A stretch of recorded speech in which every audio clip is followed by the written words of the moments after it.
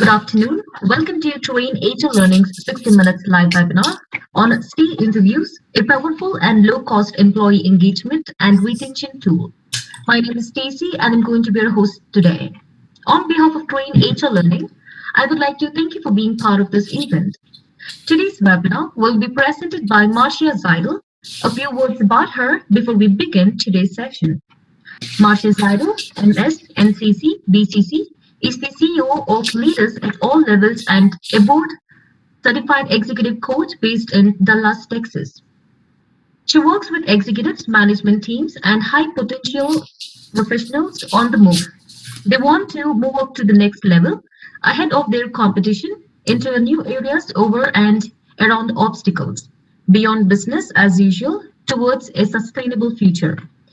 With over 25 years of management, business consulting, and international experience in the areas of business transformation, talent management, and leadership development, she provides strategic focus, alignment, and guidance to business leaders and their teams to ensure that they get on the right track, stay on the right track, and not get sidetracked in their drive for higher performance and profitability. We are honored to have Marcia with us to present today's webinar. Before we begin, I would like to inform you of the program outlined for this training session. This webinar is for 60 minutes. First, Marcia will take you through today's webinar, highlighting the areas that would be covered, and she will then share with you her presentation.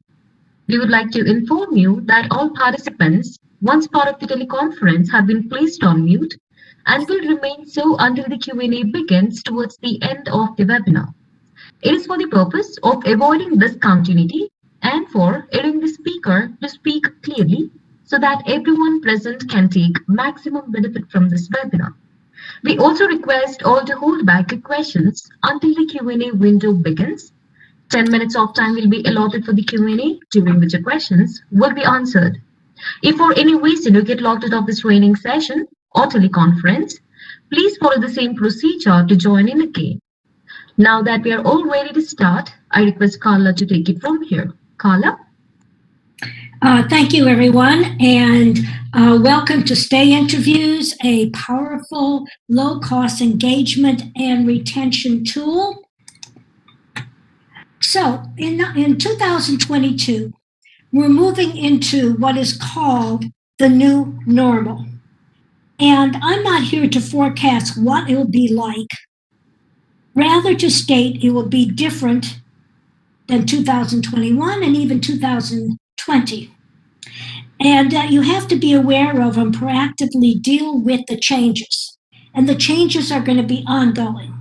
One of the definite consequences of the pandemic and post-pandemic is that your top talent will be looking at what's next for them in their careers. So what's going to be important is employee retention. A recent article by Gallup titled "The Great Resignation is Really the Great Discontent" states that a new Gallup analysis finds that 48% of Americans' working population is actively searching or watching for opportunities. Businesses are facing a staggering high quit rate. 4.5 million people resigned in November.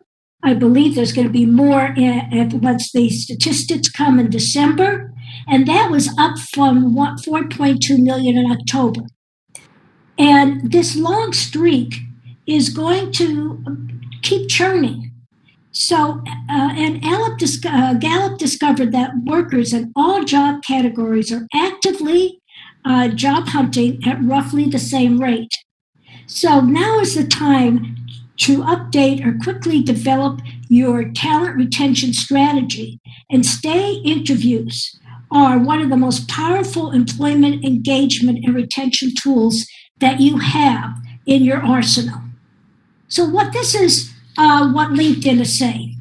Exit interviews mean stay interviews. Scores of people are leaving jobs for greener pastures. There's a lot of exit interviews. While the great reshuffle is upon us and looks to continue well into 2022, A new kind of interview is growing in popularity, the stay interview. It is a conversation not focused on reasons for quitting, which is what exit interviews do, but why workers are staying put. It's a part of an effort to dial up your retention efforts during this record turnover. This can help managers understand their employees' goals and how organizations can ensure that they're thriving and staying enthusiastically. And I want to point out that it says this can help managers, not just organizations, but managers understand their employees' goals. So that's the reason for stay interviews. Why wait until employees leave to ask what they are thinking? So let's do a deeper dive. What is a stay interview? First of all, it's not off the cuff. It's a periodic one-on-one discussion between a manager and valued employee to do the following. First, to identify and reinforce the factors driving that employee's motivation and engagement. In other words, their turn-ons. And second, to identify and then minimize any triggers that might demotivate and cause them to leave. Those are your turn-offs. And finally, it sends a message. We appreciate you. We're interested in you. You're not just a cog in a wheel. So let's look at the 3 critical benefits for a stay interview for the manager and the organization. So first of all, it is individualized. While you may do engagement surveys, but engagement surveys give you a sense of that they're focused to an extent on what excites a large number of employees. This approach is customized to certain individuals or certain groups. Well, the benefit of the stay interview is that it is focused on the individual and it's personalized. The second benefit is that it's action-oriented. Unlike exit interviews, which only identify problems, stay interviews also encourage both the manager and the employee to identify actions that can improve the employee's experience and actions that can minimize any major turnover triggers or drivers. And the third benefit is that it's inexpensive. These informal interviews don't require a budget. In most cases, it's required 20 minutes to a half hour of a manager's and employee's time. And those are the only major costs. So certainly the bottom line is that stay interviews lead to increased productivity because the person is engaged and being more productive, increased loyalty because, again, the person is engaged and will stay longer, and then it has the benefit of better results for the organization. But I want to caution you, to gain the full benefit of stay interviews, your organization needs to have a culture that encourages open communication and employee involvement. Workers will only share honestly about how they feel about their work if they can speak freely without fear that it will have any implications on them or their careers. And that's why I point this out. If you want to get honest communication from your workers, then you need to have a culture that encourages this. So today's agenda, what is going to be covered? I'll provide you with a toolkit that includes the 5 components of a stay interview and guidelines, how to build a stay plan, and also some success factors. So the first thing is that I developed a stay interview toolkit with guidelines. And in talking with company leaders and organization leaders and managers who believe that stay interviews are a great tool, they may hesitate to incorporate stay interviews in their HR or management practices. And there are 2 obstacles that I've heard. First is how to do them. You may have programs training sessions, how to do performance reviews, how to do coaching, maybe how to discipline.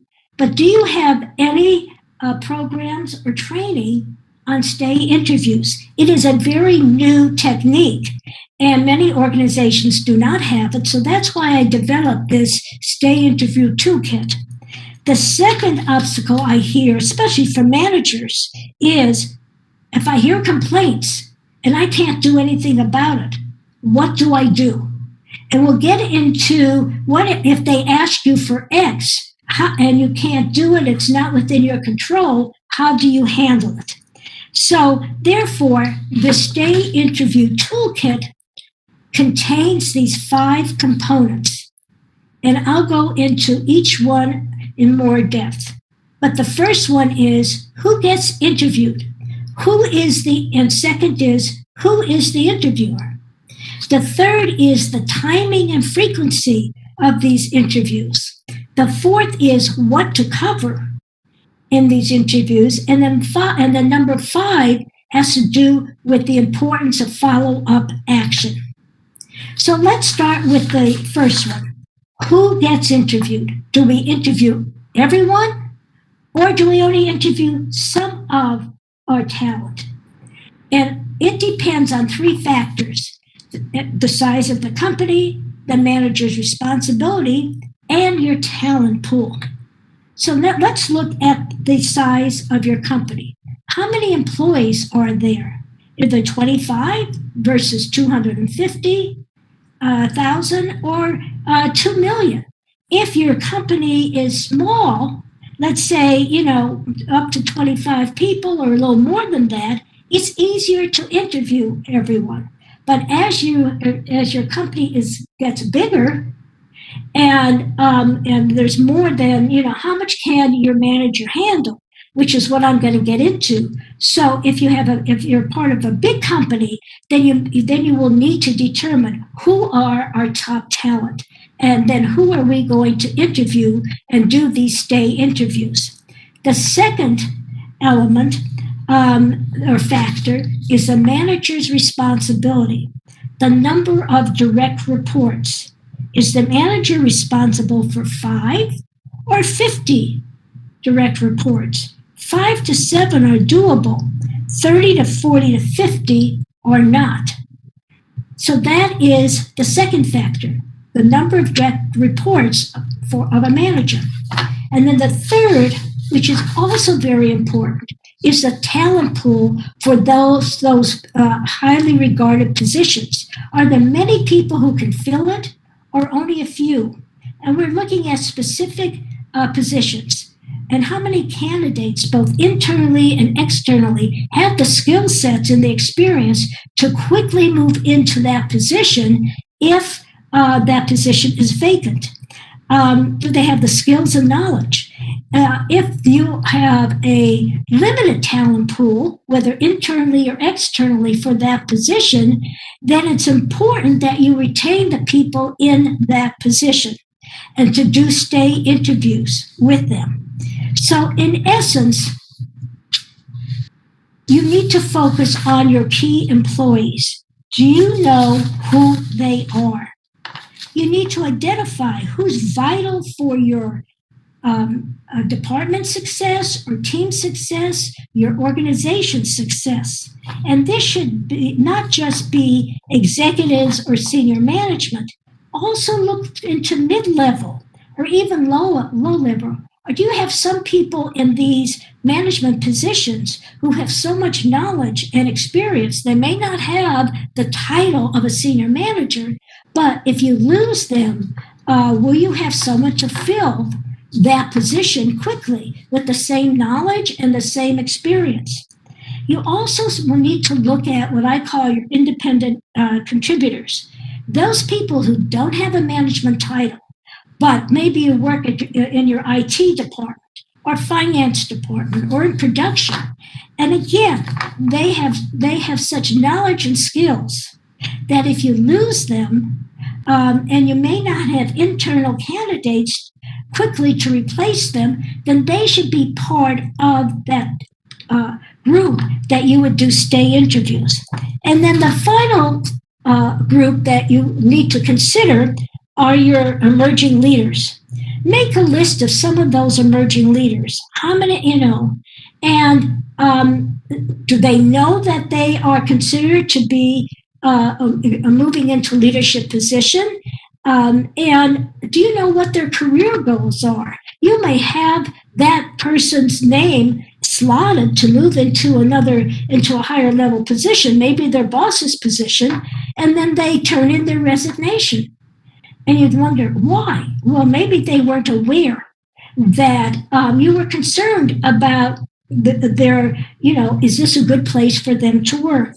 So what I would suggest in determining, who you interview is to make a list of those key people, determine how many, and then determine how feasible it is to interview them. So now we get to the second element, which is who does the interview. And there are three possibilities. The first one is human resources. You may think it's logical for them to do stay interviews because it's in their wheelhouse. They've done tons of interviews. But the problem is that your HR department may have lots on their plate, and they may not see an immediate value to do stay interviews in terms of their time and energy. Yes, they consider it a good thing, but is it one of their high priorities? Now let's look in the bottom of this graphic and let's look at your external companies. And you may have an external company who has done surveys for you, especially engagement surveys, and they know your company and they provide good reports.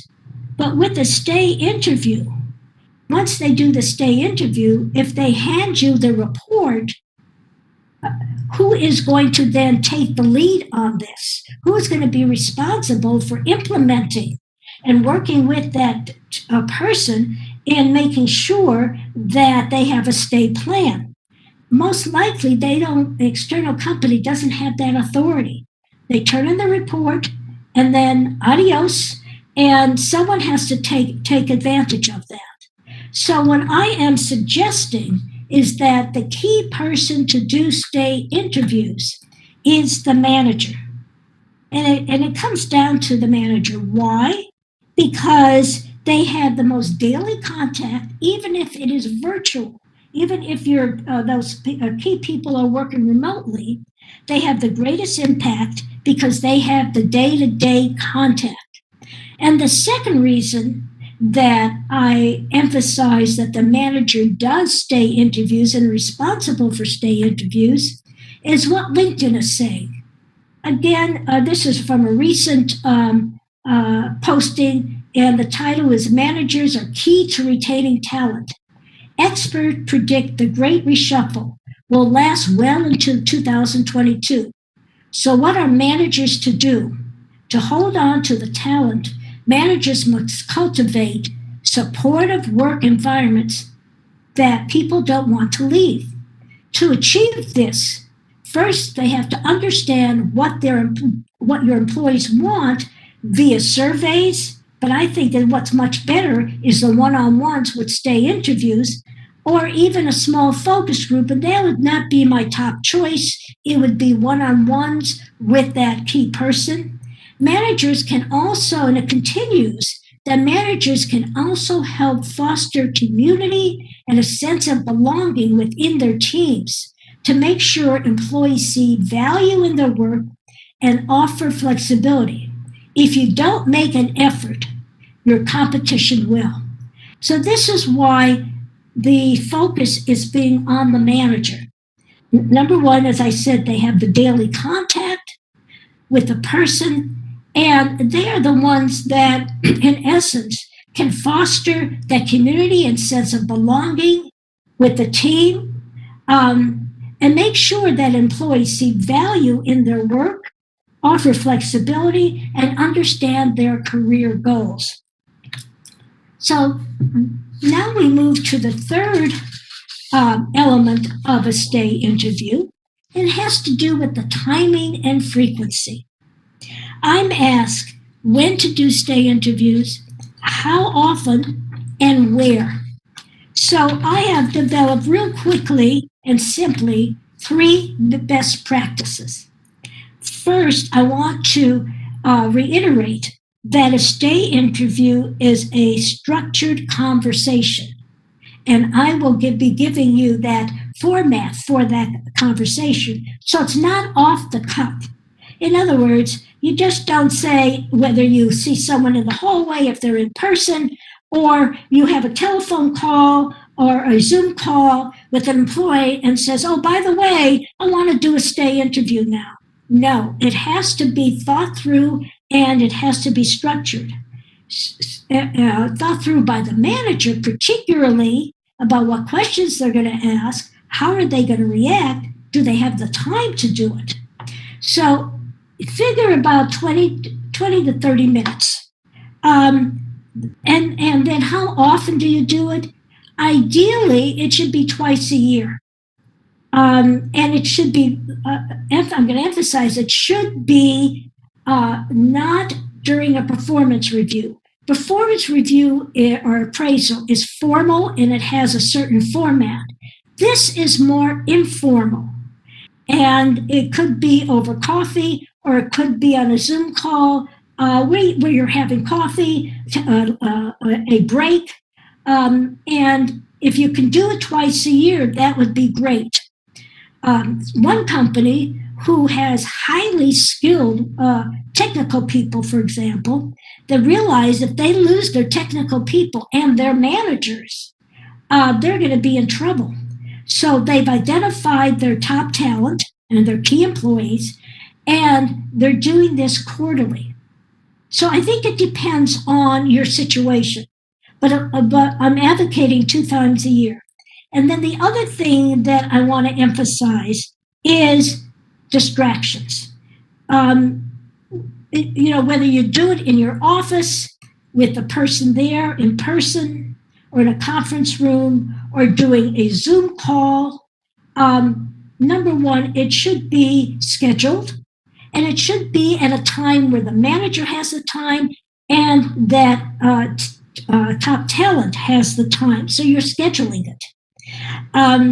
It should be private. You're not doing it during a staff meeting, for example. It should be thought through. And let's just say you've done all that. You've thought it through. You set a time. It's going to be 2:00 in the afternoon. It's going to be just you and the manager and that person. And at 1:00 after lunch, a crisis happens. And the manager is running around trying to deal with the crisis. And the person that they have a 2:00 meeting with is also involved with this. My strong suggestion is reschedule the meeting. Reschedule the stay interview.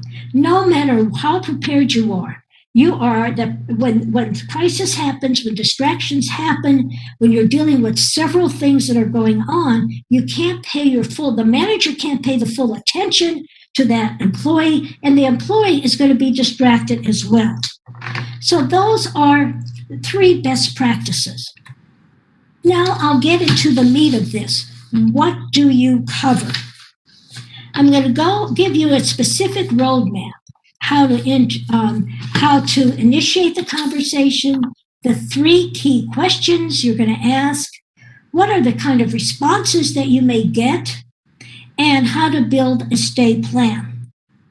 So there is a 4-step interview process, and I developed these 4 steps for managers and leaders who said they want to do stay interviews but are hesitant because they don't know quite what to do. They have not had the training. And so this gives you that training in terms of what the first step is, what the second step is, what the third step is. And I also heard, as I said, that they're concerned with how to deal with what they hear from the person, but they can't provide that employee what they're asking for. at that point? And how do you handle that? So let's say you've asked the person to come in. Maybe you've just informally sent an email, talked with them on the phone or a Zoom call or whatever, and you've already made an appointment. You set up a meeting where you and that person by yourselves are having this stay interview. And you might just, in scheduling, say, hey, I just want to talk to you informally, just chat with you about how things are going, and just ask you a couple questions and get feedback from you. Again, use the words that you are most comfortable with. I'm just giving you some suggestions. So now you're together, how do you start the stay interview? I'm going to present two examples from managers I worked with, and you'll see the difference. The first manager is just get to the point, okay? And very simple. After maybe a cute little small talk, the manager says, okay, I would like to, and says to that person who they're interviewing, I would like to talk to you about how the job is going. So I, as your manager, can make this a great place for you to work. That's one way of starting it. Here is a second way, a different manager. I would like to have an informal chat with you to ensure that the company and I understand what you really enjoy about your job and any factors that are frustrating you to the point where you might begin to consider other opportunities. Now, this one, the first one, just says, I, as a manager, wants to know how the job is going, and very, nondescript, how do I make this a great place for you to work? Second manager focuses on, number one, the company and I. So it's not just me as a manager, it's the company and I want to really know about what you enjoy about your job, and then any factors that are frustrating you to the point where you might begin to consider other opportunities. This lays it on the table. We're concerned about your retention. That's what it really says. And it's not just me, it's the company. So therefore, you decide which of these, and you can combine them, what works best for you. Then I'll move after you said that, maybe get some feedback. Then you're going to ask the three important questions. I've limited them to three and possibly only two. It depends on, I'll give you the third, and then the managers have to decide if they want to do this. Again, you have 20 minutes, a half hour the most.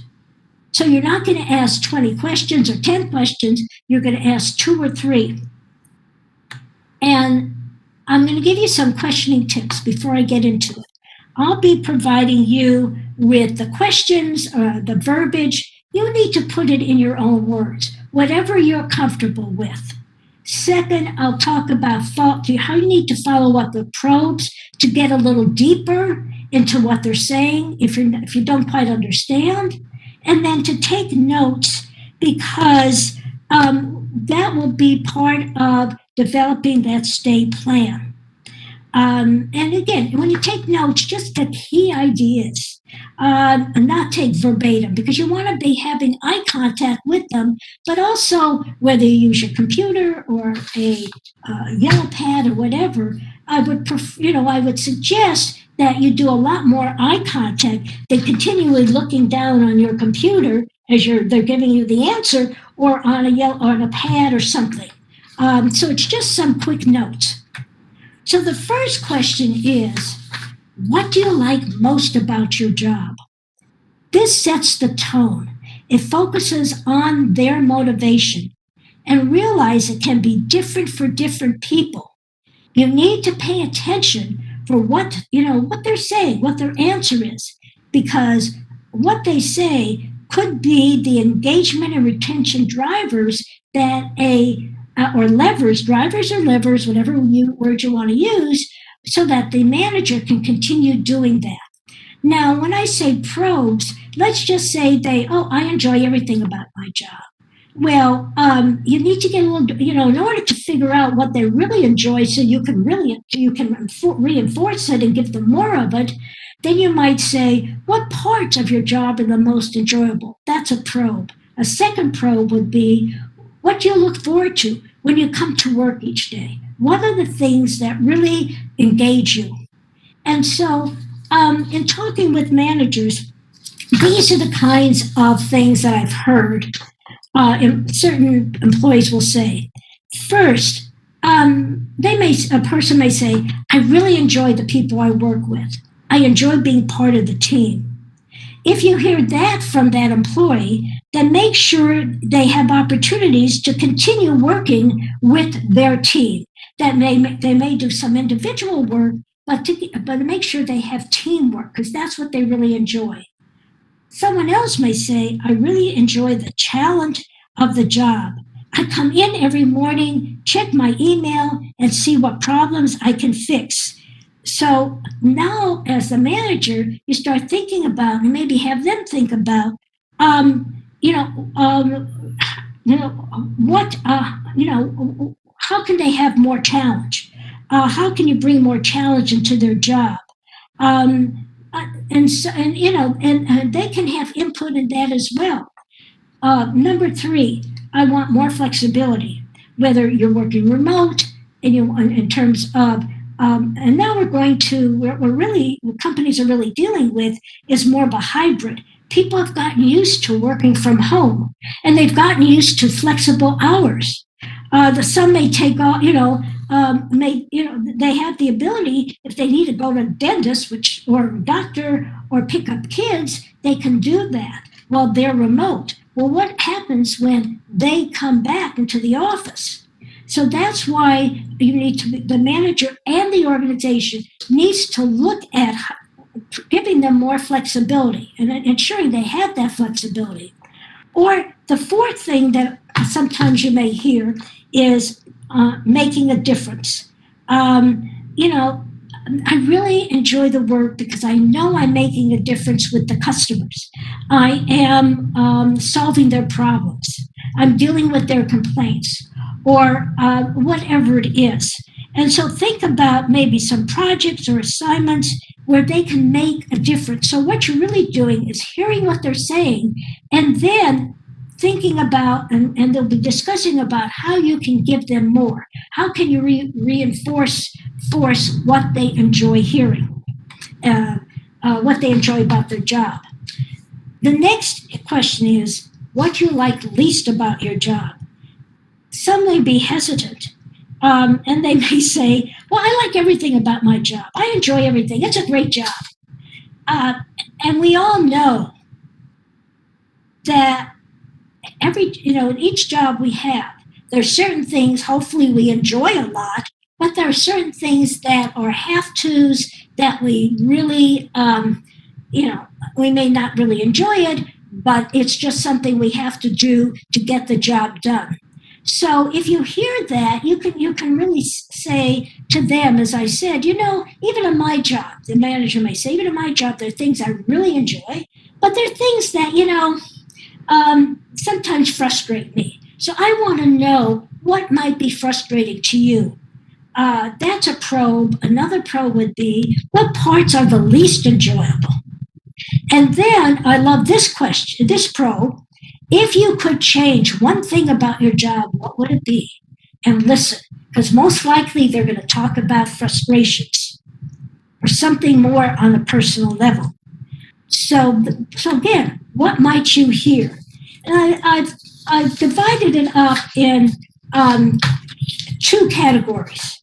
Now there may be others, but talking to managers, what they tend to hear is, number one, daily frustrations. Let me give you an example. Let's say the lack of timely information, or it could be their cumbersome software, something that is ongoing and it's frustrating. So in working with the manager, this is what he heard from his employee. What's frustrating to you? What Mary said was that, Ken is supposed to be sending me every Monday by noon information so I can update the report that I need to send to finance by Tuesday at noon. And I'm not getting it Monday at noon. It's getting later and later in the afternoon. And in fact, this past week, last Monday, I got it like at 11 o'clock on Tuesday morning. How can I can't get that report done. So what the manager, I've heard two responses from managers. One I would not recommend, which was, well, that's your problem, fix it, which is not the right way.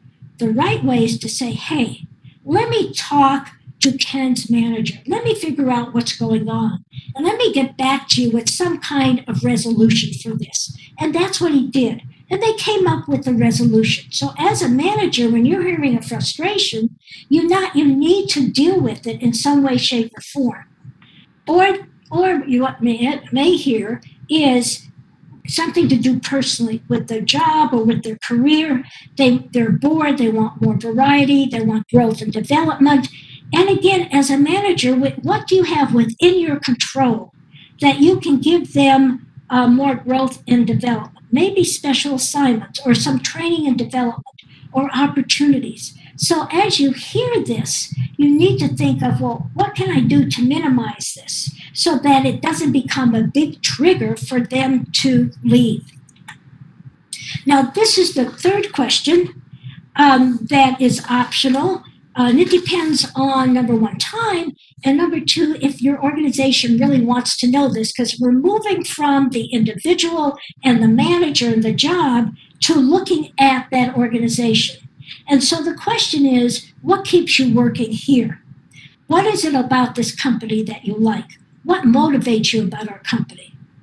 And then to really get a little more specific, what might attract you to other companies? What do they have that we don't?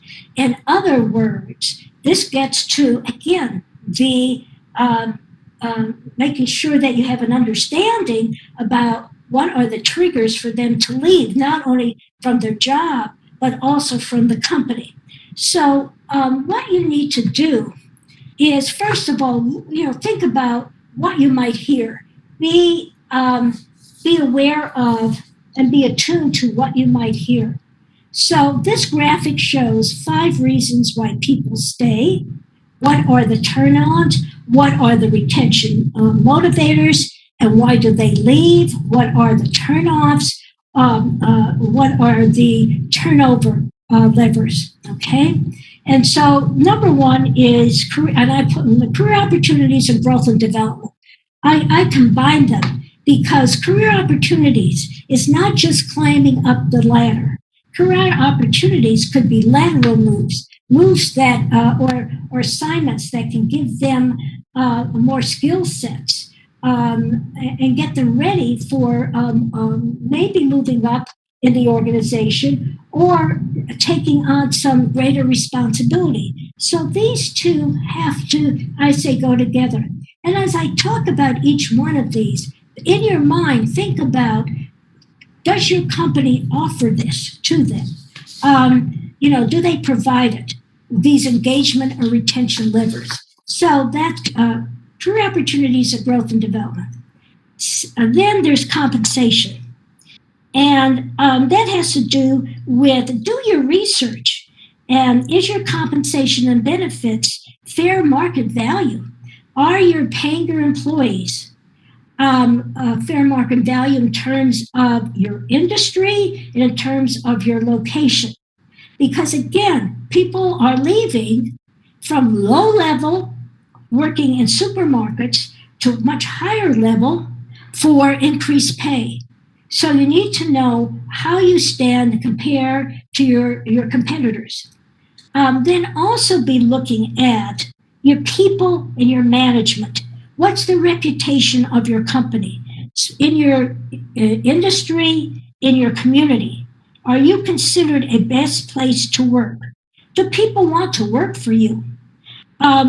Also, are you involved in your social and community responsibility? that becomes very important, especially in smaller cities or towns. We're working for X company, whatever it is, and is considered a perk and is considered a status symbol.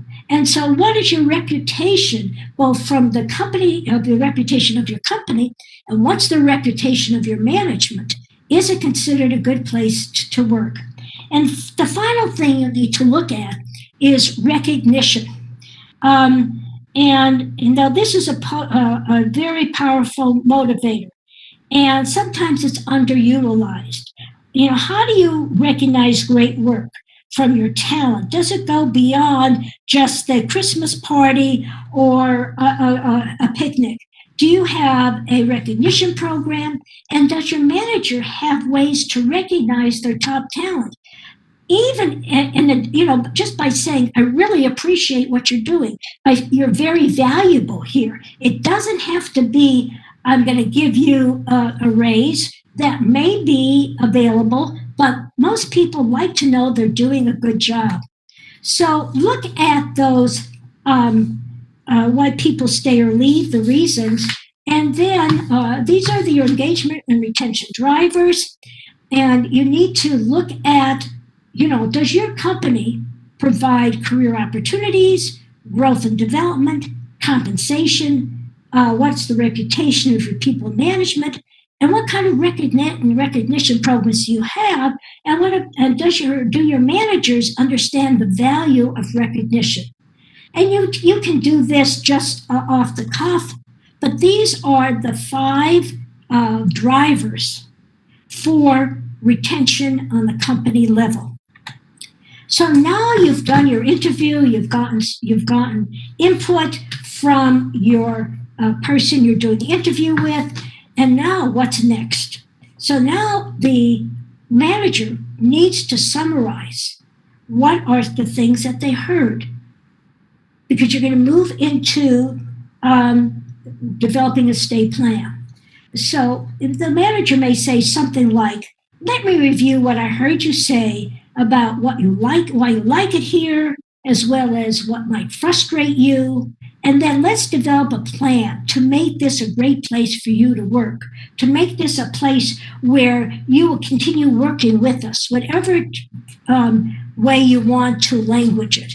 And then what you do is, this is where your notes come in. You summarize it and just some key points. And then you need to make sure you're on the same page. So after you've summarized the key points, both what they like about the job, what they dislike, about the job, and if you've even asked about the company and the factors that keep them at the company, then you can say something like, "Is that correct? Did I get everything?"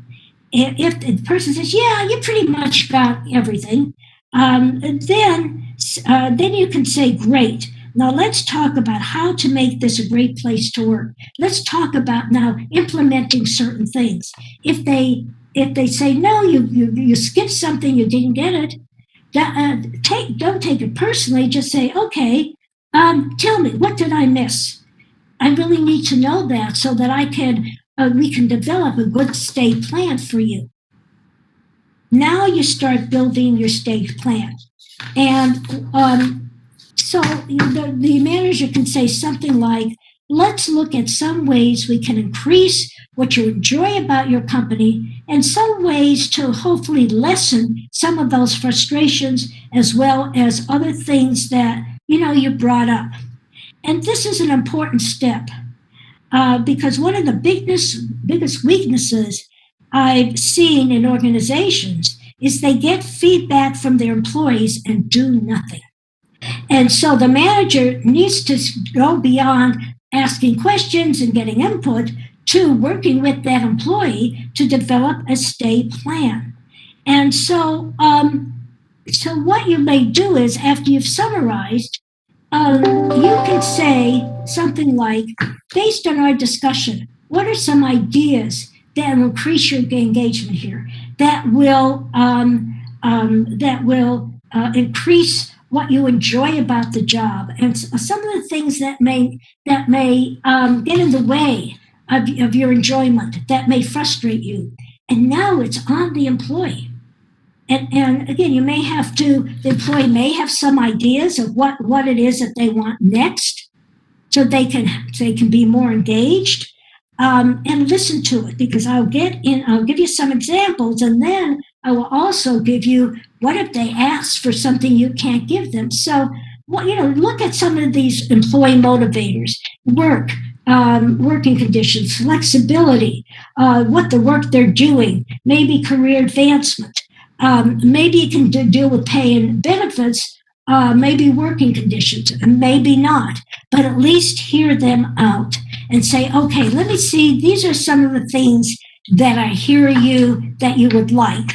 And let's work on this to see if we can make that happen.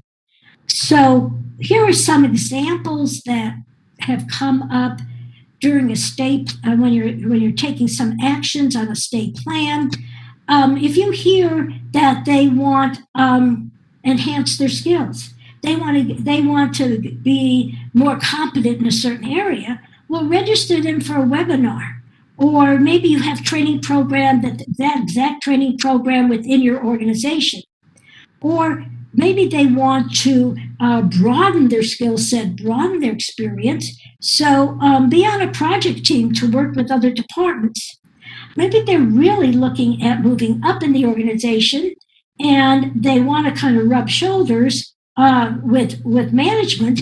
And if it's within your ability and you're comfortable with it, the manager can say, okay, why don't you accompany me to our next meeting, or even make a presentation.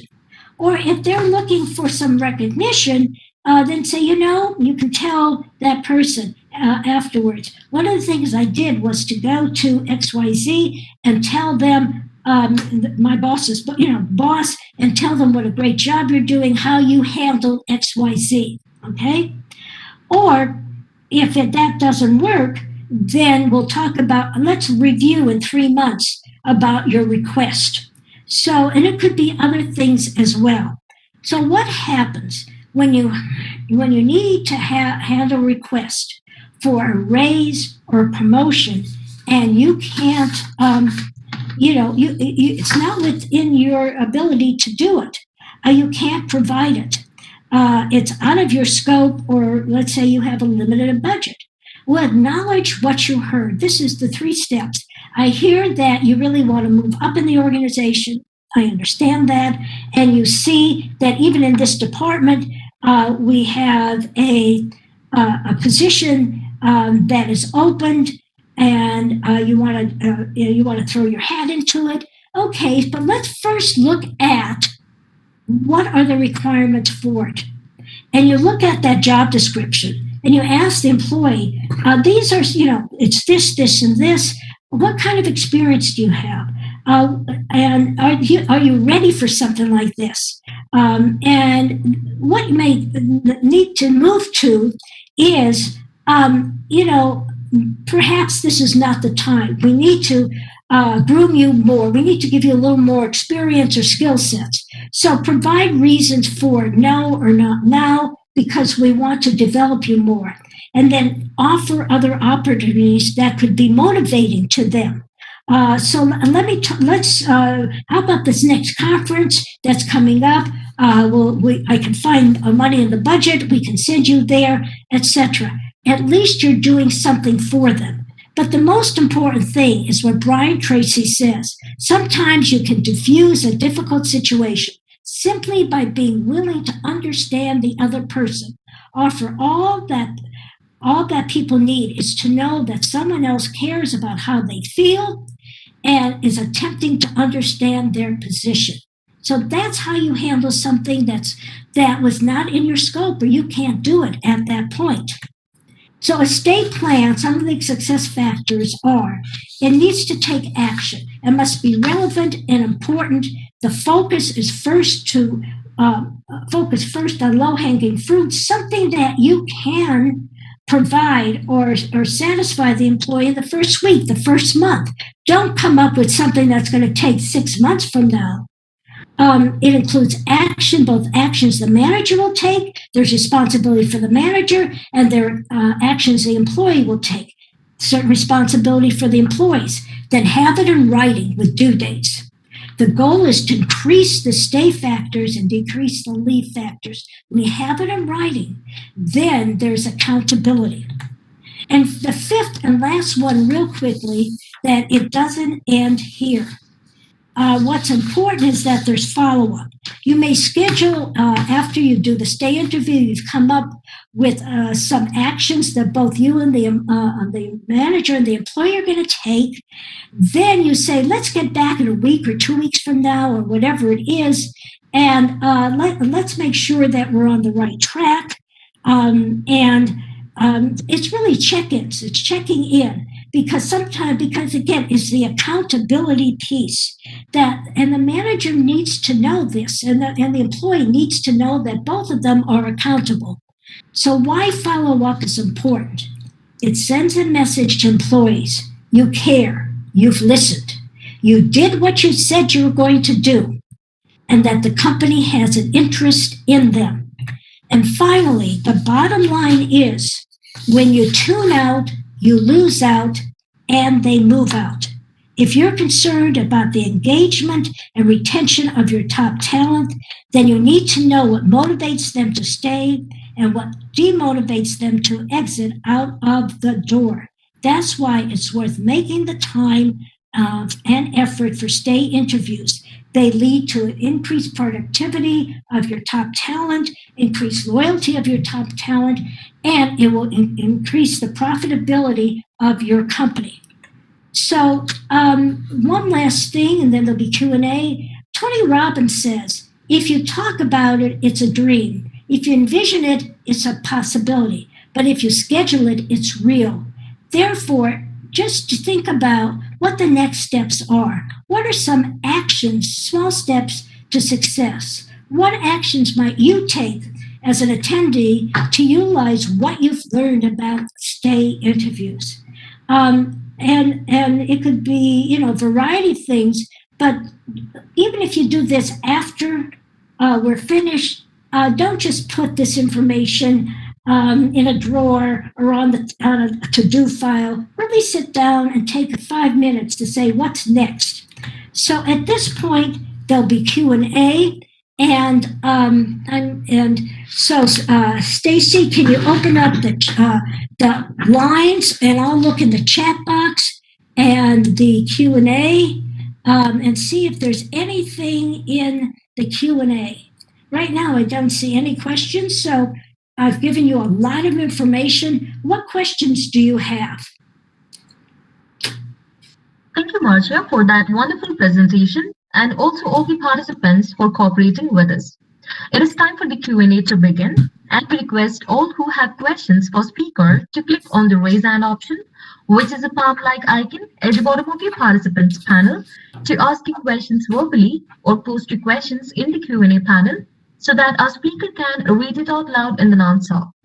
For any reason, if you're unable to ask your question using either of the two means I mentioned, please share it with me by chat, and I shall pass it on to our speaker to answer it. Meanwhile, we sincerely request you to share your feedback in the feedback form that will appear on your screen in the polling panel right now. The feedback form has just 8 questions, mostly multiple choice in nature, and it wouldn't take more than 2 minutes of your time to answer.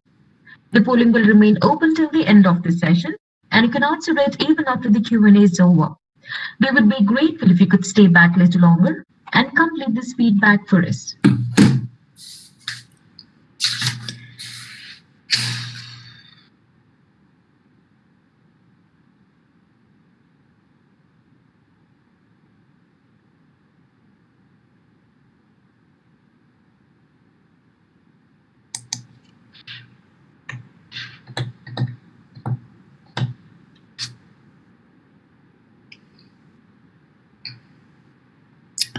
I would like to move on to some final thoughts, and if there are questions after this, I certainly would be happy to answer them.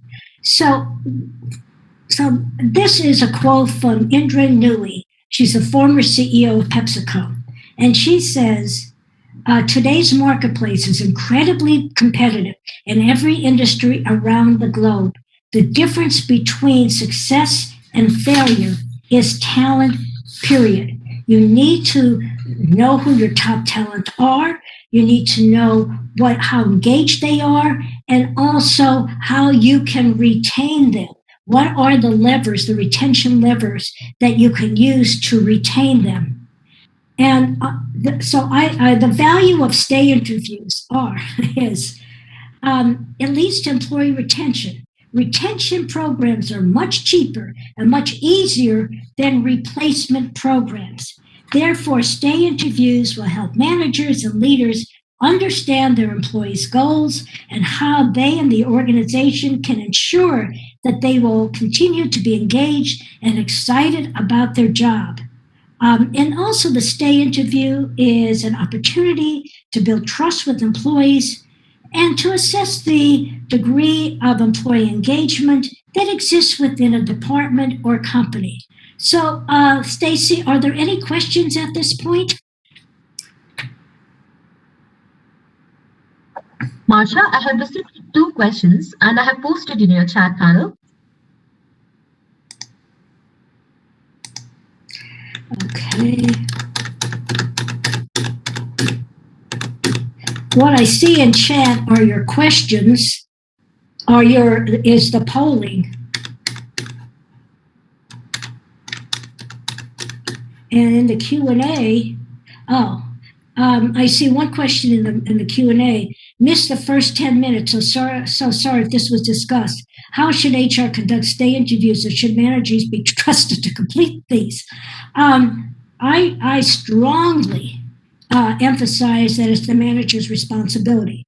That doesn't mean that but it does mean, let me put it this way, that there needs to be training. You can't just say, here, do this. And HR has provided training for managers in how to do performance reviews, how to do discipline, how to coach. Well, this should be the next thing is, how do you do how do you do successfully stay interviews? Because in the end, HR can hear what the person likes about the job, what the person doesn't like about the job, what frustrates them, and then what? Is then HR going to go to the manager? Who's going to deal with this? Who's going to develop that stay plan? So I understand, and when you use the term manager be trusted, then that to me is a red flag. And if there's not trust in terms of between the manager and the employee, if open communication is not part of your culture, then perhaps stay interviews is not the best thing at this point, because I want to make stay interviews successful for you. So I see that one question. Is there another question?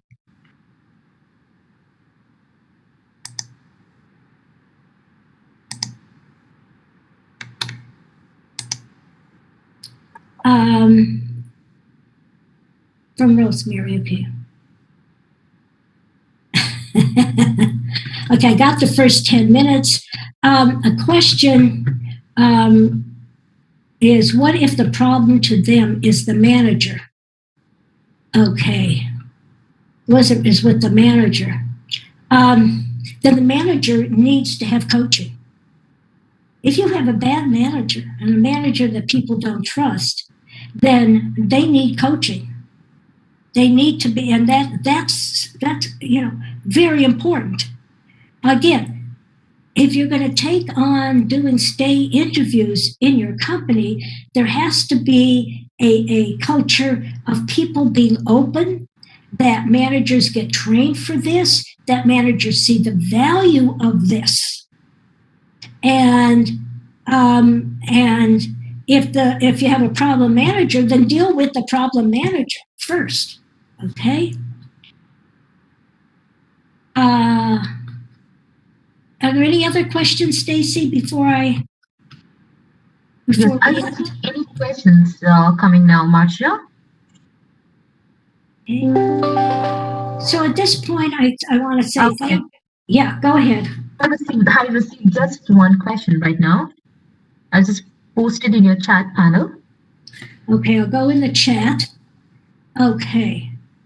If the owner wants HR to conduct the interviews, do you have a suggestion for successfully modifying this idea? When you're dealing with an owner,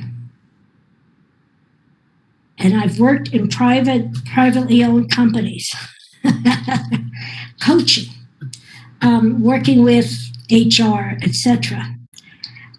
I'm going to say tread carefully, okay? Again, I don't know what the relationship is with HR and the owner. If it's a trusting relationship and the owner and HR is highly respected by the owner, then HR can say to the owner something like, I attended this webinar, and here are some of the reasons that we're looking, the reasons for making that, for the reasons for the manager doing this. As HR, we can work with the manager, we can develop develop the process for stay interviews, but here are the reasons why. And and then it's up to the manager, the owner, to decide. And if the owner just says, you have to do stay interviews, then you have how badly do you try to negotiate with the manager and with the owner, I should say. You try to negotiate with him or her.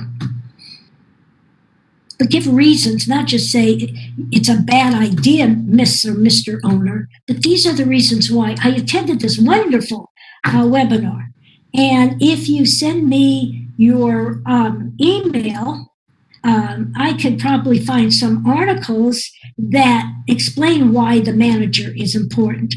I quoted LinkedIn. Okay. Anything else at this point? Thank you, Marcia, for answering all those questions. So before we conclude this session, do you have any final thoughts?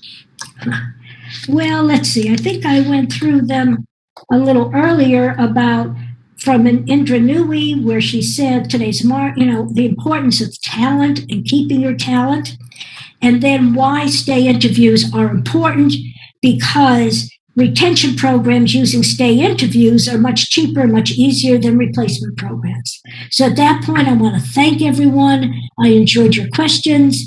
And if you want to contact me, you can email me at Marcia, MARCIA, at smartmovescoach.com.